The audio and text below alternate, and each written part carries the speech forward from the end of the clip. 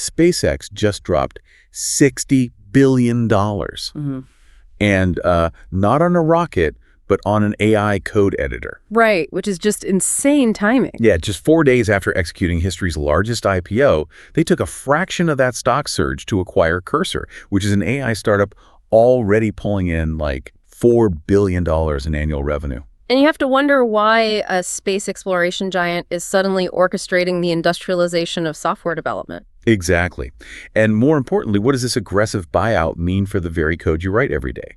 So going through all the tech blogs, financial filings, startup postmortems, our mission on this deep dive is to figure out exactly why a rocket company bought a code editor and how it changes your job. To start, they aren't just buying an editor, they're buying what's called an AI harness. Yeah, and we really need to draw a hard line on the terminology here because it gets incredibly messy. You hear terms thrown around like framework, scaffold, evaluation harness, AI harness. Are they the same thing? Directly? No. Right. Take an evaluation harness like SWE Bench. That's just a test to see how smart a model is. And a framework, LangChain or Crew AI, that gives you the raw Lego bricks to build an AI agent yourself. But an AI harness, which by the way is the exact same thing as an agent harness, is a fully built, specialized environment wrapping completely around the language model. So instead of just chatting with a bot in a browser, the harness actually manages deep, multi-file context and indexes your entire code base. Precisely. But how does that actually work under the hood for a builder? Well, think of it as a relentless project manager running the entire agent loop. You give it a goal, and instead of just spitting out syntax, it plans, it writes, it runs the code, verifies it. It uses custom tools to fix its own errors. Exactly. And you can modify its behavior using things like the Model Context Protocol, or MCP. That acts like a secure universal translator, letting the AI read your private databases without copying and pasting. Or you can just use custom hooks and system prompts. Which is the core mechanism behind vibe coding, right? You aren't typing out boilerplate syntax anymore. You just use natural language to direct the high-level system architecture, and the harness does the grunt work. Yeah, and there is a massive race right now to build the best one. You have terminal-based tools like Claude Code and Codex CLI. They're powerful, but they kind of lack interface depth.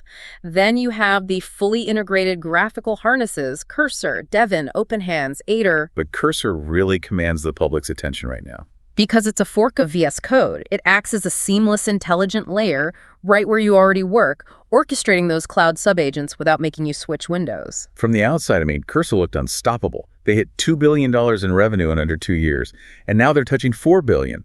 So why sell to SpaceX? Because they were caught in this brutal structural margin trap. See, Cursor didn't own the underlying intelligence. They relied heavily on models from Anthropic. Oh, meaning every time you hit enter on Cursor, they had to pay Anthropic a retail fee for the compute. Right. They sold a fixed monthly subscription to you, but they were paying Anthropic by the word. So as users coded more, Cursor's margins just evaporated. And then, of course, Anthropic launched their own competing harness, Claude Code, with wholesale economics. So Cursor was bleeding cash because they didn't have the compute to train their own proprietary models, the ones they call Composer. Yep. But SpaceX's xAI just built the Colossus supercluster in Memphis, right? They're sitting on 1 million H100 equivalent GPUs. Yeah, it's a massive scale. It's like SpaceX built this incredible high-speed rail line, but they didn't actually have any trains to run on it. Cursor brings the train. That's a great way to put it. But let me push back on the corporate narrative a bit here. Did SpaceX drop $60 billion just because Cursor needed GPUs?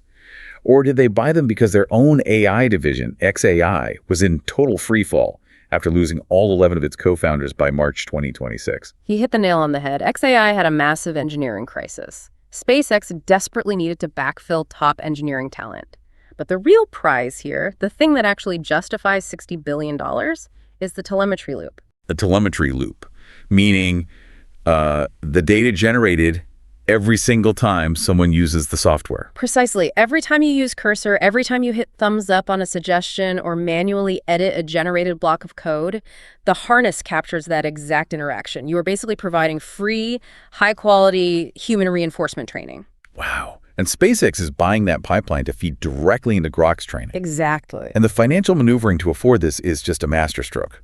SpaceX went public, had a massive market cap gain in just 4 days of trading, and used less than 1/10 of that gain for this $60 billion all-stock transaction. Yeah. They even swallowed a $10 billion standard break fee and a $4 billion antitrust fee just to lock it in. Which proves a fundamental shift in the industry, honestly. The AI harness, not the underlying model, dictates the future of software capability. Ah. The raw models are becoming commodities. The harness, the thing that actually owns the workflow and captures your user friction, is where the real value lives. So for everyone writing code today, the critical question is this.